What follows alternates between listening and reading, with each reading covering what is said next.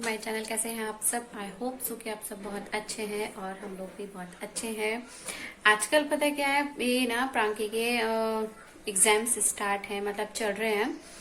तो उसमें क्या है ना, जैसे वीडियो वगैरह शूट करते हैं ना, थोड़ी सी दिक्कत होती है क्योंकि पूरा दिन तो आधे दिन से ज्यादा दिन तो वो स्कूल में ही रहते हैं। लेकिन तब तक कर लिया तो ठीक है, उसके बाद नहीं हो पाता है क्योंकि एग्जाम की तैयारी भी करानी होती है। और सबसे बड़ी बात यह है कि लिख लिख के करवानी पड़ती है। मतलब कोई क्वेश्चन है, वैसे तो छोटे बच्चों का क्या है, फिलअप आते हैं, ऑब्जेक्टिव आते हैं, या फिर सर्किल करने के लिए आते हैं, मतलब या अंडरलाइन करने के लिए, या फिर मैचिंग, यही होता है। फर्स्ट क्लास में ज्यादा क्वेश्चन आंसर वगैरह नहीं होते हैं इतने, मतलब जैसे सेकंड क्लास वगैरह में से स्टार्ट हो जाते हैं। लेकिन जो फर्स्ट स्टैंडर्ड वगैरह होते हैं उसमें फिलअप होते हैं, मैचिंग तो जरूरी होती है, सर्किल होता है करना, वर्ड पे सर्किल या फिर अंडरलाइन, इस टाइप के ही क्वेश्चन होते हैं। लेकिन उनको ना बार बार लिखवा के देखना पड़ता है क्योंकि जैसे कल ही उसका आज जो एग्जाम है ना, वो मराठी का है। हमें मराठी नहीं आती है लेकिन प्रैक्टिस करवाई है क्योंकि बुक दी हुई है तो उसमें से देख देख के करवाया है। तो क्या है उसमें, कहीं पे क्या है, सिर्फ एक अल्फाबेट को सर्किल करना है और कहीं पूरे वर्ड को सर्किल करना है। तो उसमें थोड़ा कंफ्यूज हो रही थी, लेकिन बोला है कि समझा तो दिया है, अभी देखो क्या करती है। और इसकी जो नोटबुक है वो वगैरह भी दिखाई जाएगी, लेकिन वो नेक्स्ट मंथ दिखाई जाएगी। तो तभी पता चलेगा हमें कि इसमें मतलब उसने ठीक किया है नहीं किया है। वैसे मैं उससे बोल देती हूँ कि अगर कोई बच्चों को, खैर मैम बताती हैं कि इस क्वेश्चन में ये करना है, इस क्वेश्चन में ये करना है, क्योंकि बच्चे भी क्वेश्चन सारा नहीं पढ़ पाएंगे, कंप्लीट क्वेश्चन नहीं पढ़ पाएंगे। उन्हें क्या होता है, छोटे बच्चों को पढ़ लेते हैं लेकिन पूरी चीज नहीं पढ़ पाते हैं, थोड़ा थोड़ा कहीं कहीं मिस्टेक कर ही देते हैं, तो उसमें बताना ही पड़ता है।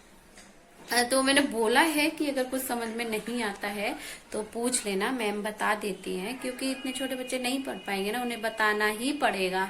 तो अभी देखते हैं, वो तो सब जब नोटबुक मिलेगा ना, जब देखी जाएगी तभी पता चलेगा कि क्या ठीक किया है, क्या गलत किया है। आई होप कि हाँ सब कुछ ठीक करे, क्योंकि मेरे खुद के ना हाथ दुख जाते हैं लिखते लिखते, क्योंकि बच्चों को तो सिर्फ सर्किल करना है और मैचिंग करनी है, लाइनिंग लाइनिंग ही खींचनी है, लेकिन हमें पूरा जो उसमें यूनिट्स दी हुई होती है, जो जो सिलेबस दिया होता है, वो सब कुछ लिखना पड़ता है, क्योंकि तभी तैयारी होती है। और लिखकर ही तैयारी होती है अच्छी, क्योंकि उसमें क्या है, लिखने की प्रैक्टिस भी होती है, वर्डिंग भी लिखते टाइम ना याद रहती है, कि उसको भूलते नहीं है। अगर ओरल ओरल करते हैं तो थोड़ा दिक्कत हो जाती है। अभी पता है क्रियांश ना टीवी देख रहा है आजकल ना, उसे कार्टून देखने का शौक चढ़ा हुआ है बहुत ज्यादा। तो वो टीवी देख रहा है, उसको ना वाटर चाहिए था, तो मुझसे धीरे से आता है, चुपके से, मतलब बहुत आराम से आता है, मुझे खुद नहीं पता, ऐसा देखना पड़ा। तो मुझसे बोलता है मम्मा वाटर वाटर, मतलब जैसे मैं उसे कभी कभी मना करती हूँ ना कि थोड़ी सी देर चुप रहना, थोड़ी सी देर, जैसे कुछ रिकॉर्डिंग करनी है। वैसे तो जब वो सो जाता है तभी करती हूँ, लेकिन कभी कभी जैसे वो जगह है या किसी किसी दिन नहीं सोता है, तो तब उस रिकॉर्डिंग वगैरह करनी है या फिर वीडियो शूट कर रहे हैं, तो उससे बोल देती हूँ ना कभी कभी, थोड़ी देर शांत रहना, चुप हो ना थोड़ी देर। तो उसको लग रहा है कि मैं अभी भी बोलूंगी, वो कहेगा मम्मा वाटर कि मतलब बच्चों को सब चीज पता रहता है कि अभी क्या करना है, क्या नहीं करना है। और ये बिल्कुल डिक्टो प्रांकी जैसा ही है, जैसा वो करती है ऐसे ही ये भी करता है। और ये हुई एग्जाम्स की बात। आप लोग कैसे एग्जाम्स की तैयारी करवाते हैं मुझे भी बताइएगा, क्योंकि मेरी भी अभी स्टार्टिंग है, फर्स्ट क्लास है, अभी तो स्टार्ट ही हुआ है स्कूल। और अभी मतलब मैं जो जैसे उसकी तैयारी कराती हूँ ना, तो क्या करती हूँ कि सारा जो जो मैम ने दिया हुआ है या उन्होंने रिवीजन किया हुआ है, उसको सारे को नोटबुक पे पहले से ही लिख के रखती हूँ, क्योंकि बाद में भी दोबारा लिखना पड़ जाता है। इसलिए क्योंकि पहले जब सारा करवा लो, उसमें से क्या मिस्टेक की है फिर उसको लिखती हूँ। अगर जो पोर्शन सही है उसको नहीं लिखती, क्योंकि वो उसको आता है, लेकिन जिसमें मिस्टेक की है, जिसमें गलत किया है, वो फिर से लिखती हूँ और फिर उसको तैयारी करवाती हूँ।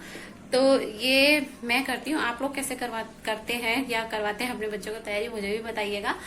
और ये हो गई थोड़ी स्कूल की बात। अभी करते हैं चलो खाने पीने की थोड़ी सी बातें।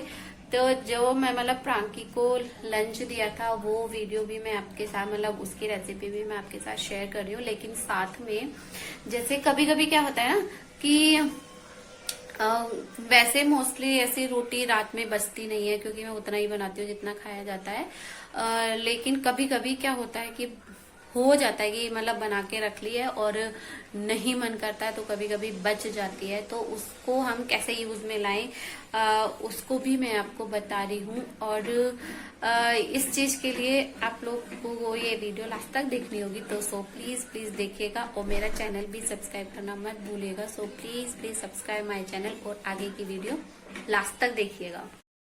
सबसे पहले हम इसमें थोड़ा बेसन लेंगे और उसमें क्या करना है कि जो भी आप वेजिटेबल्स डालना चाहते हो आप उसमें ऐड कीजिएगा। कैप्सिकम, ऑनियन और टमाटोज मैंने ऐड किया था इसमें। तो आप चाहे इसमें कैरेट वगैरह कुछ भी यूज़ कर सकते हैं, जो आपका बच्चा खा ले।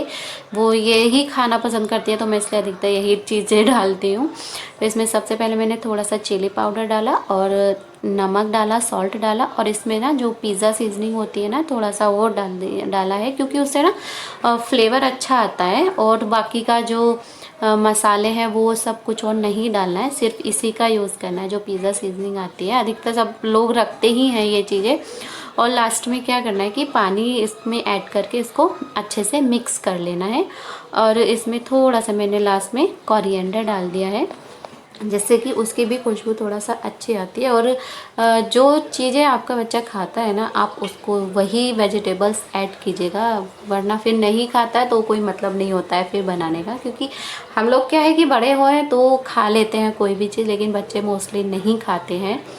तो ये मेरे से एक मिस्टेक हो गई थी कि इसमें ना वीडियो बनाने में थोड़ा सा मिस्टेक हो गई थी, तो उसके लिए सॉरी। थोड़ा वीडियो मैंने बाद में देखा कि हाँ इस टाइप से बन रही है वीडियो, तो फिर मैंने सोचा चलो कोई बात नहीं शेयर कर लेते हैं। कभी कभी मिस्टेक हो जाती है। तो क्या करना है फिर उसको आपको तवे पे ना, मैं देसी घी का ही यूज़ करती हूँ बच्चों के लिए। तो उसको स्प्रेड करना है, थोड़ा सा तवे पे लगाना है मतलब। और जो हमारा बैटर था उसको छोटे छोटे तरह से फैला लेना है उसमें, जैसे हम उत्तपम वगैरह बनाते हैं ना उस टाइप से फैला लेना है। छोटे छोटे से चीले बना लेने हैं, जो क्योंकि बच्चों को ना अगर आप राउंड शेप में ही बड़ा बनाओगे ना पूरे तवे पे फैला के तो वो नहीं खाते हैं। वो स्मॉल स्मॉल होते हैं तो 2-3 आराम से खा लेते हैं। और उनको छोटी जो शेप्स होती है ना वो ज़्यादा पसंद आती हैं बच्चों को, तो उसके शेप के चक्कर में ना वो खा लेते हैं और खुश भी हो जाते हैं कि डिफरेंट डिफरेंट शेप दे रहे हैं। तो मैं पराठा जैसे देती हूँ ना उसको, तो कभी ट्रायंगल में बना के दिया या स्क्वायर में बना के दिया या सर्कल में बना के दिया। मतलब अगर 2-3 दिन तक कंटिन्यू पराठा देती हूँ ना तो उसको मैं डिफरेंट डिफरेंट शेप में ही बना के देती हूँ, तो वो खुश हो जाती है। तो अभी यहाँ हमारा दोनों साइड से ना ये चीला बन गया है। और एक और बना के दिखा रही हूँ मैं आपको। तो स्मॉल स्मॉल ही बनाइएगा। अगर आपके पास जो शेप आती है ना अगर वो है, तो मेरे पास नहीं है, अगर आपके पास वो है तो तवे पे पहले उसको रखिएगा और उसके अंदर आप ये बैटर डाल दीजिएगा, तो उससे भी शेप बन जाएगी। क्योंकि जो लिक्विड वाला है उससे शेप बनाना ऐसे मुश्किल पड़ती है विदाउट शेपर के। तो इसलिए ये सर्किल ही बन रहा है, कुछ सर्किल बनता है, कुछ सर्किल परकिल पता नहीं क्या बन जाता है।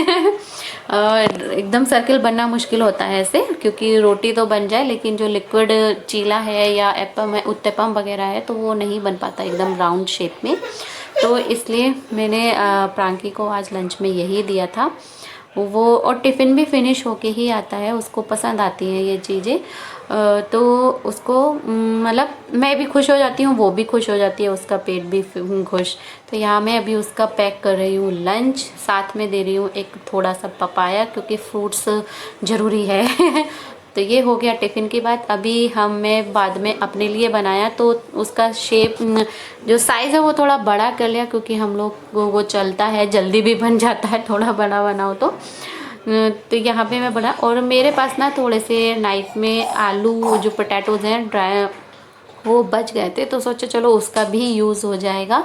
तो इस तरीके से क्या है, पहले आपको घी लगाना है या जो भी आप यूज़ कर रहे हैं, रिफाइंड ऑयल या फिर मस्टर्ड ऑयल, तवे पे लगाने के बाद आप इसको स्प्रेड कीजिएगा और जब एक तरह से पक जाए तो उसको फ्लिप कीजिएगा, पलट दीजिएगा। और फिर आपको क्या करना है, इसी साइड पे ना जो आपके पोटैटोज़ हैं, कभी कभी थोड़ी सब्जी ना बच जाती है, तो क्या होता है, चाहे आपके पास यहाँ पे चाहे आलू गोभी हो या कोई भी ड्राई वाली सब्जी होती है ना, वो बच जाए, आप उसका यूज़ कर सकते हो। उससे क्या होता है, टेस्ट भी अच्छा लगता है, क्योंकि आलू तो वैसे भी अच्छा ही लगता है। ये मैंने उस प्रांखी को नहीं दिया था, क्योंकि पूरा दिन उसको स्कूल में रहता है, तो मैं उसको फ्रेश ही चीज़ देती हूँ, क्योंकि रात की बची हुई दूंगी तो ख़राब होने का भी डर लगता है, क्योंकि बंद बॉक्स में रखा रहा है, फ्रिज में रखते हैं तो ख़राब नहीं होता, लेकिन वो बंद बॉक्स में रहेगा ना तो फिर ख़राब होने का डर रहता है, इसलिए मैं नाइट में कोई ऐसी चीज़ नहीं देती हूँ उसको, सुबह ही में ही फ्रेश बना के देती हूँ। अभी ये हमारा दोनों तरफ से जब सिक जाएगा तो इसको जैसे हम डोसा बनाते हैं ना, उस तरफ से फोल्ड कर लेंगे और अच्छे से उसको सेक लेंगे, पका लेंगे। तो यहाँ फिर रेडी हो जाएगा हमारा, ये पोटैटो का भी यूज़ हो गया और हमारा चीला भी बन गया, और खाने में भी अच्छा लगता है। आप किसी भी तरह की चटनी के साथ या फिर सॉस के साथ खा सकते हैं। और एक और चीज़, मेरी ना नाइट में एक रोटी बच गई थी, वैसे मेरी बचती नहीं है, लेकिन उतना ही बनाती हूँ मैं, लेकिन कभी कभी बच जाती है, तो उसको कैसे यूज़ में लाएं, और खाने में भी पता है बहुत अच्छी लगती है। एक बार आप लोग ट्राई करेंगे ना तो हमेशा बनाएंगे अगर बच जाए तो।